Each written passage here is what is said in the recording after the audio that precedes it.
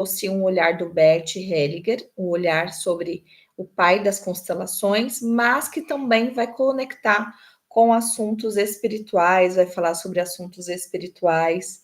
Então vamos lá. Se você chegou aqui, se você está me ouvindo, se você está ao vivo, dá um oi para que nós possamos dar continuidade a essa aula. Já demos início aí a nossa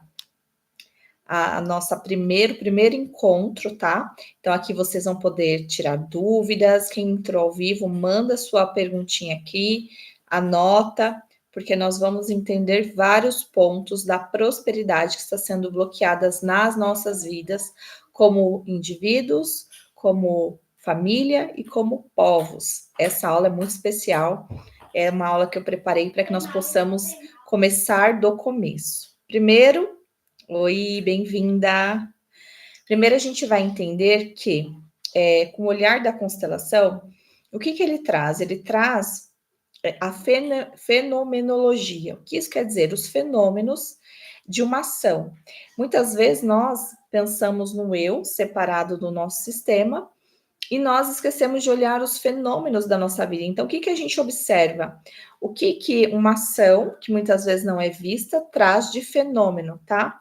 E aqui no livro do Bert, que fala as constelações familiares, ele diz que a psicologia, a fenomenologia, é um método filosófico. Para mim, a fenomenologia significa eu me exponho a um contexto mais amplo, sem compreendê-lo. Eu me exponho a esse contexto sem a intenção de ajudar e também sem a intenção de provar algo. Eu me exponho a ele sem medo do que pode vir à luz. Tampouco tenho medo do que algo assustador venha à tona. Eu me exponho a tudo, assim como se apresenta.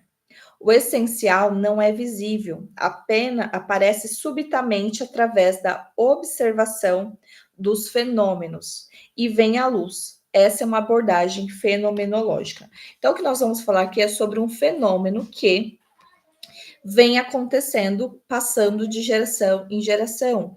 E nós somos construídos e constituídos a partir dos fenômenos de um efeito que foi causado há muitos anos atrás. Então, vamos pensar que nós, fiz um desenho aqui, gente, cheio do desenho, você sabe, né? Que nós somos o quê? Uma sementezinha, ó. Essa é a terra, e aqui nós somos sementes. Opa, aqui.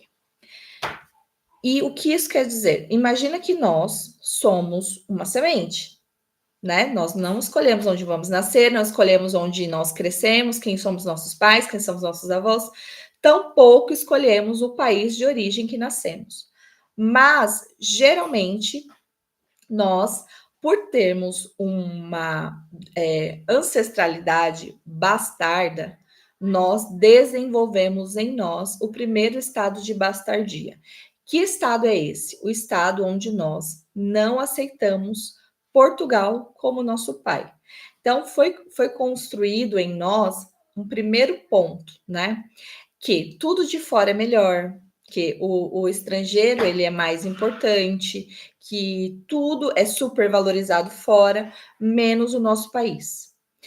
E sendo assim, nós somos construídos nessa identidade, nós vamos conversar, vamos destrinchar isso ainda, nós não conseguimos ter força nas nossas raízes para prosperar. Claro, com excesso, né? Com algumas pessoas que conseguem ter essa percepção. Mas hoje, o que nós vemos dentro das famílias? Vemos filhos bastardos, filhos que não respeitam seus pais, filhos que não concordam com as escolhas dos seus pais, que derivam de uma bastardia que começa lá no nascimento, né, do Brasil. Brasil já existe, Brasil é a mãe. E Portugal fecunda, né? Já existia lá o povo indígena, no formato que ele trazia ali, aquele povo cultural, mas tudo que nós conhecemos hoje, o mundo como se move, vem principalmente da fecundação de Portugal no Brasil. E dali nós nascemos filhos, frutos dessa migração, dessa primeira migração. Então, quando nós temos uma questão importante com o nosso pai, com a nossa pátria, com o nosso patrimônio. Nós devemos olhar primeiro, como seres indivíduos, para o nosso relacionamento com o nosso pai, mas também entender que o Brasil precisa viver uma profunda conciliação com o seu pai e parar de ser bastardo, porque quando ele é bastardo, a raiz ela ganha força, ela começa a ser próspera. O nosso país ele é um país muito rico, porém se comporta em bastardia. Hoje, as pessoas que fazem parte, né, que dessa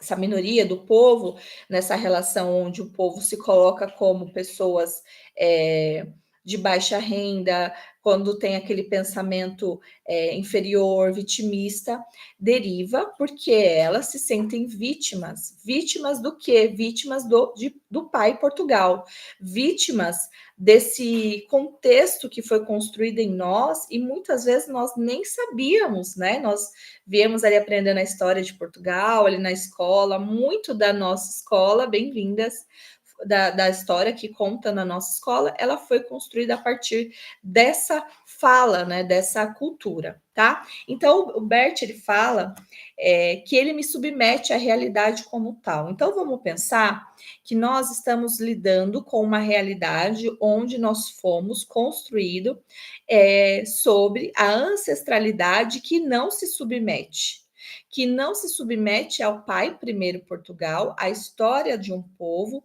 não se submete à família de origem que vem e, consequentemente, não se submete à prosperidade, porque a prosperidade, vamos pensar no pai como uma grande força, uma força ígnea, uma força de um arco, né? Imagina, nós somos a flecha, e o pai é o que lança esse filho na vida, e nós não conseguimos caminhar por esse lugar. Então, pensa que quando vocês entraram nessa aula, eu tenho certeza que vocês pensaram que eu ia falar como a ancestralidade trava, mas imagine que você é a ancestralidade, você é a continuação de um povo que, por uma consciência, que é uma consciência arcaica, ou seja, uma consciência antiga, foi construída no mod desonra, no modelo onde não honra as raízes, onde não sabe ser semente. Ah, André, eu não me vejo assim, então vamos fazer algumas perguntas para que você possa analisar, para você ver se você sabe ser semente. Então, primeiro ponto, você sabe ser funcionária ou você se opõe ao seu chefe, à sua liderança? Você sabe ser filha ou você se sente melhor que os seus pais, querendo dar, falando para eles, né, o que eles fazem, o que eles têm que fazer? Ou você tem problemas de relacionamento? Aqui nós não estamos falando que tudo que aconteceu dentro dessa fecundação, dessa paternidade de Portugal foi certa, nós não estamos falando sobre isso, mas nós estamos falando como nós lidamos com a realidade, como ela se revela.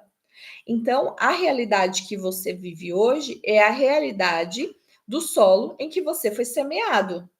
E aí, quando você chega dentro da sua história, você se opõe ao seu marido, você se opõe ao seu chefe, você se opõe ao seu pastor, você se opõe ao seu líder, você se opõe ao seu presidente.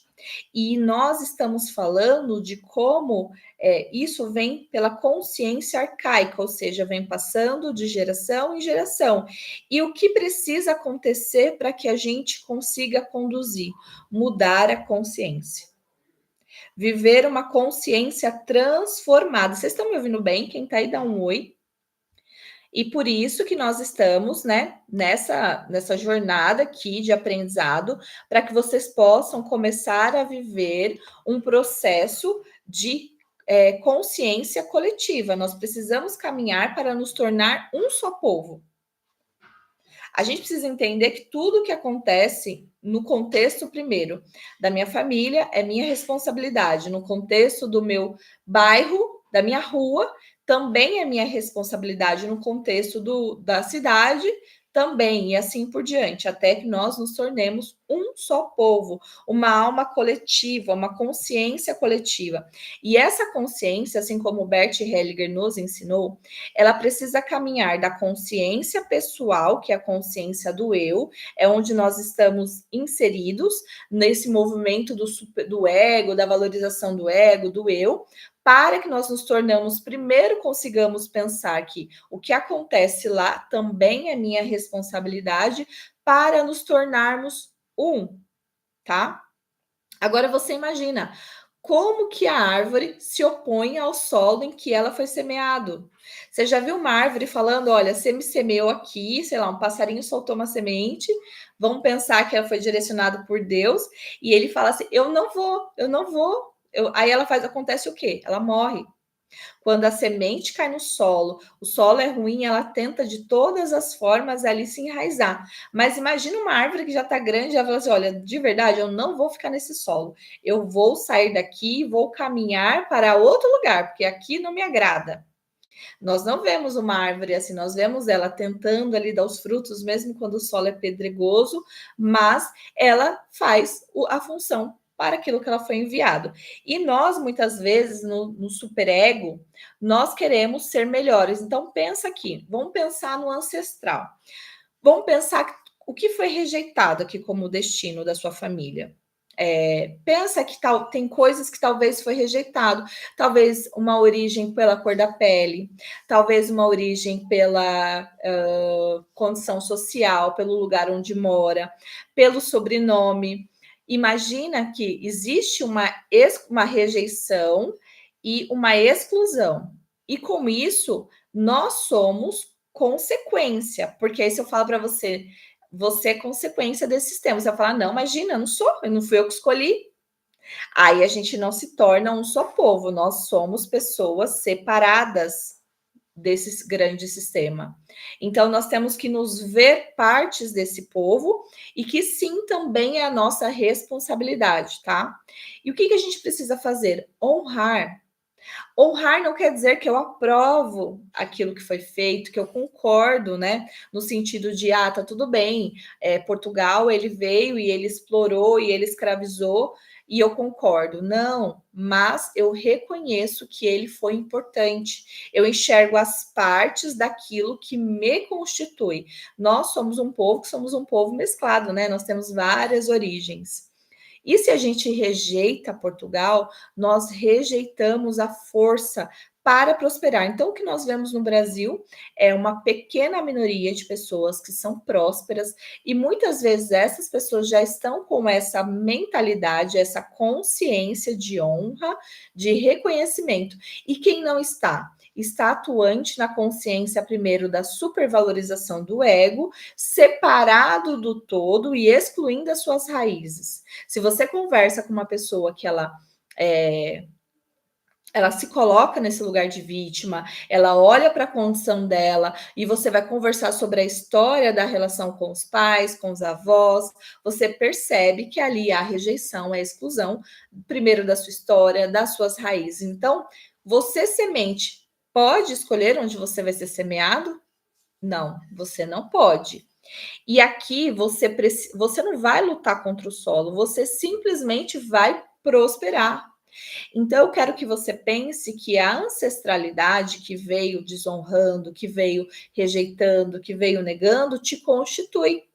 E com isso te traz movimentos internos e externos de rebelião, de rebeldia, de oposição. Não estou dizendo que nós temos que pensar todos iguais, não é isso que estou dizendo. Mas a grande questão é o quanto que eu me oponho àquilo que me foi ensinado, aquilo que me foi colocado, aquilo que me foi dado. O quanto eu me oponho, vou dar um exemplo de uma conversa que nós tivemos hoje sobre o nome, né? Quantas pessoas negam o nome? Eu já neguei o meu sobrenome, Moraes, hoje eu uso o meu sobrenome exatamente para encher uma medida de desonra, a qual eu mesmo já fiz. Então, hoje eu uso Moraes para o quê? Para que eu possa ter para encher essa medida de honra. Vou usar o Moraes para sempre? Não, talvez eu troque, eu usava o Ferreira, que me conhecia há mais tempo. Então, imagina que como eu vou prosperar sem honrar as minhas raízes morais, sem honrar a história daquelas mulheres, daqueles homens que sofreram tanto. Então, eu preciso pegar o que está separado e seja o que for dentro do seu sistema familiar, seja um tio que não condiz com a realidade do que o clã acredita, seja uma história que foi feia, seja a própria o relacionamento com os meus pais, a condução. Vou dar um exemplo: mães que teve filhos com homens e exclui esses homens. E é como se o homem fosse só um objeto de produção de filho, ele não serve para nada. Você imagina como que fica um filho que não pode amar o pai, ele não pode ir até o pai porque a mãe rejeita, porque com certeza ela tem questões sistêmicas que vêm da ancestralidade. Você acha que quando eu falo, né, vamos pensar que na prosperidade, eu não falo só na prosperidade na questão financeira, você acha que essa pessoa ela vai ser próspera? Você acha que esse filho, você acha que essa mulher vai ser próspera? Então, imagina que tudo aquilo que você rejeita, tudo aquilo que você separa, tudo aquilo que você rotula, por mais que não condiz com aquilo que você acredita, te trava sistemicamente, porque existe um movimento do campo sistêmico que flui de acordo com a fenomenologia. O que nós lemos aqui no começo, para quem não leu? Pega no comecinho. Nós vemos o fenômeno. A gente fala assim, nossa, mas eu não concordo. Então, vamos analisar os fenômenos daquilo que está trazendo na sua vida? E não tem como não ser aquilo, né? Um mais um é dois. Então, imagina que a sua prosperidade muitas vezes está na desonra da sua cidade, na desonra de onde você mora. Existe uma frase que eu levo para mim em qualquer âmbito que eu vou. Aquele lugar, você precisa prosperar para que um dia ele te expulse. Porque quando você começa a honrar o lugar que você está, quando você começa a encher medidas de honra, aquele lugar não te comporta mais. Ele fala, não tem mais para onde você ir. É um movimento que te impulsiona para frente, fala, cara, vai, não está dando mais, não cabe mais aqui. Então, o próprio lugar ele faz. Muitas vezes você está no trabalho e aí você se dedica, você entrega, sem ser um movimento codependência, né? Mas você faz o seu melhor, você entrega o seu melhor, daí você sobe de cargo, daqui a pouco o próprio gente fala assim: ó, ou você compra a empresa ou não tem o que fazer. Você precisa de outro trabalho, então você faz o quê? Você vai para outro lugar, porque aquele lugar te expulsou. Então, em tempos, como que eu sei que eu estou em honra? O lugar vai te expulsando. Aquele lugar, quando eu falo de lugar, não falo só de relação, que aquele casamento, não, nossa, aquele marido lá, não, aí já é outro caso. Mas vamos pensar que sempre você sai para o melhor. Exemplo, eu moro na comunidade, e ali na comunidade eu honro, eu cuido da minha casa como se fosse melhor, eu amo aquele lugar. E aí um dia aquele lugar não cabe mais a minha família, porque eu olho e falo, cara, não tá dando mais, não porque eu sou melhor que o lugar, mas porque aquele lugar não cabe mais dentro de mim e eu não caibo dentro dele. Então, ele me expulsa para um outro lugar. As coisas vão acontecendo. Então, quando a prosperidade chega, quando eu aprendo a honrar, quando eu integro, quando eu incluo, quando eu paro de ter opiniões sobre tantas coisas, quando eu paro de me opor ao solo qual foi semeado, quando eu honro os meus chefes, quando eu honro o meu marido, quando eu honro os meus pais, quando eu paro de lutar com a vida. Alberto fala isso. Uma pessoa que alcança o sucesso, ela não luta. Por quê? Porque ela já concorda, porque ela já sabe o que ela precisa fazer, ela simplesmente concorda. E ela entra num processo de gratidão por aquilo que ela tem, sem que ela precise, de fato, ficar desmerecendo. Né? Quantas pessoas você vê um movimento que talvez era para ela ir para frente, mas por um movimento dela, ela volta. E eu falei isso, não lembro que aula, né? Tudo aquilo que você vive hoje é justo. O solo é justo o que você está semeado. Então, é você olhar e falar de verdade, o que eu estou vivendo é justo. Se eu estou nesse emprego, foi porque eu concordei, porque eu precisava, porque X, porque B. Se eu estou nesse lugar, foi porque eu quis. Se eu estou aqui, foi porque a minha família, inconscientemente, ela aceitou. Então, é justo. Nós moramos aqui, nós estamos aqui porque é justo. O que eu vou fazer a respeito disso? Eu vou florescer, prosperar nesse lugar, nesse solo, para que o lugar te expulse, tá? Então imagina que você não vai concordar, você não vai rejeitar mais quem te plantou, nesse sentido de rejeitar o seu país, o seu pai de origem. Você não vai mais ter falta de ordem. Uma pessoa que se move com ordem, com reverência, ela sabe que existe a hierarquia, ela sabe que existe o pertencimento e ela sabe que existe as trocas. Então, uma pessoa que ela pensa quando nós estamos falando disso hoje, eu quero comentar, uma pessoa que ela age sempre em benefício próprio, em se dar bem e usurpar, ela está em totalmente desordem, em desonra, e ela está construindo sobre ela e os descendentes dela uma dívida. Então, imagina que você pode estar pagando dívida do seu pai, da sua mãe, do seu avô? Pode. Mas aqui, se você está aqui, está me ouvindo, a sua responsabilidade agora é você começar consciente, falar, é justo porque eu faço parte, então agora eu escolho fazer diferente, para não deixar o trabalho, a dívida para outra pessoa. Pensa no trabalho onde muitas vezes nós sobrecarregamos nossos funcionários, nós subjugamos, nós colocamos um jugo muito pesado. Por quê? Porque deriva dessa história da escravidão, do trabalho sem honra. Quando nós olhamos, um exemplo, uma pessoa que faz uma diária, que trabalha com uma faxina, o que a gente olha para ela? É um trabalho desvalorizado. E muitas vezes nós temos dó de pagar. Mas, um exemplo, se você vai jantar num restaurante, você paga 200, 300 reais, mas uma diária, uma pessoa que passou horas ali limpando a sua casa, o seu negócio, você tem dó. Por quê? Por conta dessa origem do trabalho sem honra. E aonde há desonra, não há prosperidade. Andréia, você falou que prosperidade não é só dinheiro, não é. Mas o dinheiro, ele é uma energia e ele mostra como nós nos movemos. E o que é, e o que não é, não é. Então, se eu não tenho, se é difícil chegar, eu preciso olhar para as minhas raízes. Aí nós temos uma crença que é muito normal do Brasil, que é para prosperar é preciso ser corrupto. Para prosperar é preciso dar o jeitinho brasileiro. Para conseguir aquela vaga é preciso dar o jeitinho brasileiro. Eu preciso de uma indicação, eu preciso de alguém que me coloque. Eu preciso. O Brasil ele se move dentro desse lugar da corrupção. Quando nós olhamos para um povo, e vamos pensar que nós olhamos para um. Tem um versículo bíblico que fala, né, que o líder ele corresponde ao povo. Não lembro exatamente como é que fala, como é que é exatamente, mas imagina que se nós reclamamos do nosso governador, do nosso presidente, nós precisamos olhar para nós. Nós somos o resultado do produto, do fruto, do que? Da bastardia. A bastardia que causa em nós o medo do abandono, o medo da falta, o medo da escassez.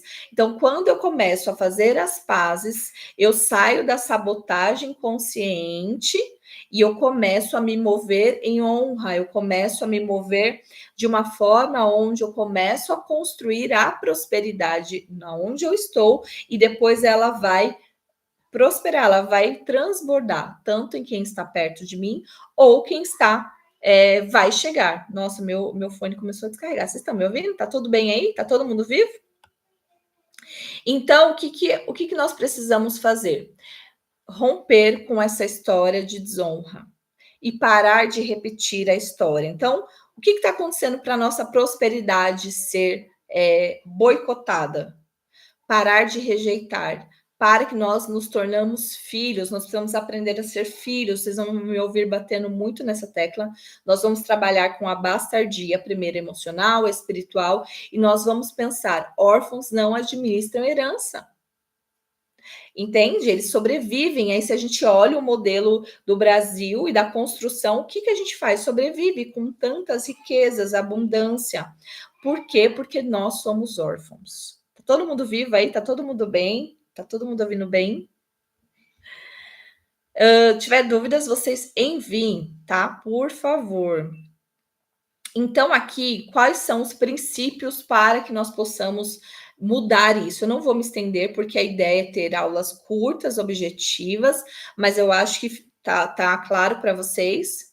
Então, a gente precisa pegar as promessas de uma terra farta, bendita, e começar a honrar. Volta lá no lugar onde você desonrou. Volta lá se você deixou dívidas caducadas. Volta lá onde você prometeu e não cumpriu. Volta lá e começa a olhar para o pai do seu filho que você exclui, para o seu pai, para sua mãe, para alguém que você exclui por você achar que você é melhor.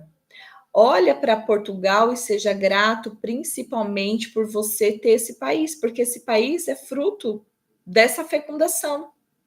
Então, se você começa a honrar, você começa a ter prosperidade na terra, a gente começa a liberar o fluxo. Não tem como, é um posicionamento. Sem honra não vai ter prosperidade, mas se eu faço, a terra ela responde à minha postura interna. Então, tudo que está acontecendo aqui fora é resultado interno, é resultado da sua construção interna. Não adianta eu olhar para fora enquanto eu não olho para dentro. Por que, que nada muda? Porque ninguém olha para dentro, todo mundo olha para fora. Ninguém olha o que é minha responsabilidade. Eu corto o trânsito, eu corto fila, eu tento dar um jeitinho para me dar bem, eu sou uma pessoa que não respeito as leis de trânsito.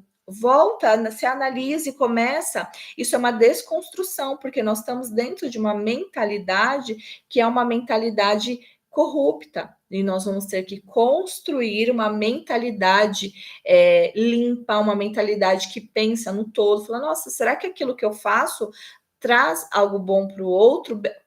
Prejudica o outro? Ah, prejudica, mas tô nem aí. Esse é o pensamento da corrupção. Agora, se você consegue olhar e falar, cara, eu não vou fazer isso porque isso vai prejudicar alguém. Então, você está pensando sistemicamente e na consciência espiritual. Essa consciência nada tem a ver com a consciência bíblica, mas com a consciência de um só povo. Quando eu, como parte desse povo, faço parte desse todo e penso no todo. Vamos pensar em Abraão, nós estamos sobre a energia da porção da Paraxá, né? Lá em Gênesis, que fala que Abraão, ele levou, né, o sobrinho Ló com ele, e ele sempre se preocupou só com ele? Não, com todo. Então, quando ele orava, Senhor, se nessa cidade tiver 10 justos, salva essa cidade. Ele não está falando salva os 10 justos, salvar a cidade. Então, nós podemos aprender com Abraão, desenvolver esse pensamento do todo, desse pensamento de olhar e pensar não somente em mim, sairmos desse ego, esse superego inflamado que constrói só para mim.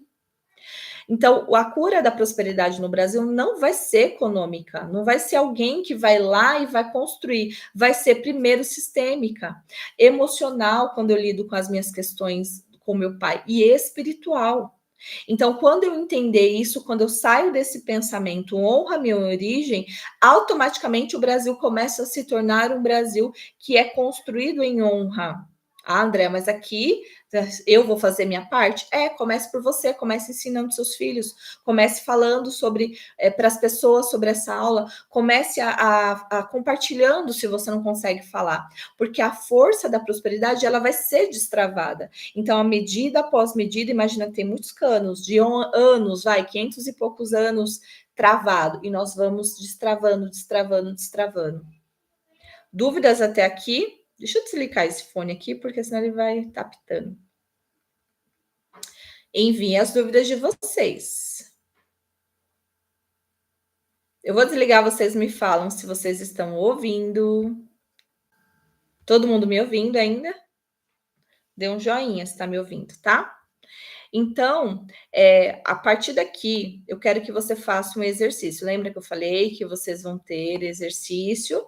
Então, essa é a primeira aula onde nós vamos construir uma construção de honra, um altar de honra. Então, vai lá, anota onde você deixou a desonra. Quais são os lugares daquilo que te constitui, ou dos membros da sua família que eles honraram, mas que você pode honrar. E você vai criar frases para eles. Quais frases? As frases que vêm do seu coração. As frases que vêm, fala, olha, tio, sei lá, você era um alcoólatra, você foi excluído, você, exemplo, era usuário de droga, você era homossexual. Porque o Bert fala que quem exclui se torna cada vez mais pobre. Então, se tem pobreza, se tem pobreza, tem exclusão. Se não tem prosperidade, tem exclusão. Então, que nós possamos nos tornar cada vez mais prósperos. Cria lá uma frasezinha, sente o que você precisa. Esse é o exercício do relacionamento com o campo. Nós já temos, acho que, 2 aulas falando do emocional, e aqui nós estamos falando do sistêmico. Desculpa, é quando você consegue olhar para o sistêmico e falar: olha, aquela pessoa foi excluída, nunca mais ninguém viu, aquele avô ficou lá largado no quartinho, pegaram a casa dele, construíram, reformaram e abandonaram o meu avô, meu bisavô lá, desonra, exclusão. Então começa a voltar nesse lugar e você encher medida, olha, aqui eu desonrei, aqui eu fiz assim, mas eu vou fazer diferente. Eu vou fazer diferente. E que nós possamos entender que a ancestralidade somos nós. Enquanto nós não tomamos consciência disso, os nossos vão pagar dívidas que são nossas e de lá de trás. Então, você que está aqui me ouvindo, se responsabiliza e começa a construir a sua prosperidade agora. Está numa casa alugada? Prospera onde você está. Coloca decoração, cria um ambiente de lar. Se você não consegue, busca ajuda. Tá num trabalho, dê o seu melhor. Nossa, eu vou entregar o meu melhor. Não é entregar mais do que sua cota justa, mas é entregar o seu melhor. Tem pessoas que não entregam o mínimo e quer que Deus abençoe. Deus não pode seguir contra a própria lei. Se você rouba tempo do seu patrão, se você rouba, sei lá, seja qualquer coisa, promete e não cumpre, Deus não pode te abençoar. Certo, gente? Nós estamos aqui meia hora de live, de aula. Eu não quero me estender porque eu quero que quem vier depois assista, mas eu queria ser bem assertiva. Espero que todo mundo tenha ficado claro e eu quero que vocês comentem aí se vocês têm dúvida, como é que tá para vocês essa aula. Esse primeiro encontro é um encontro, então assim, quero conversas, também quero trocas, perguntas, dúvidas. Alguém tem? Dúvidas, perguntas? Nossa, estão muito bonitinhas. Nós vamos esperar, então, e nós vamos finalizar. Nós vamos fazer um exercício para Portugal como nosso pai. Nós vamos fazer essa inclusão do país, tá? Então, ninguém tem pergunta? Todo mundo ok? Então, nós vamos fazer uma meditação guiada, um exercício sistêmico. Quero que você feche os olhos. Quero que você imagine agora a nossa mãe, né? O Brasil, esse país próspero, esse país rico, que por muito tempo foi explorado, mas que ela tem a força, porque ela foi fecundada por um pai. E esse pai é Portugal. Foi ele que trouxe a riqueza, foi ele que trouxe a educação, foi ele que trouxe tantas coisas que nós conhecemos hoje. Hoje, o fato de você ter uma tecnologia, de você ter uma casa, de você ter estudos, o fato de você ter uma fé, isso vem de Portugal. Ele nos fecundou e nós somos filhos desse fruto, de 2 terras extremamente ricas e prósperas.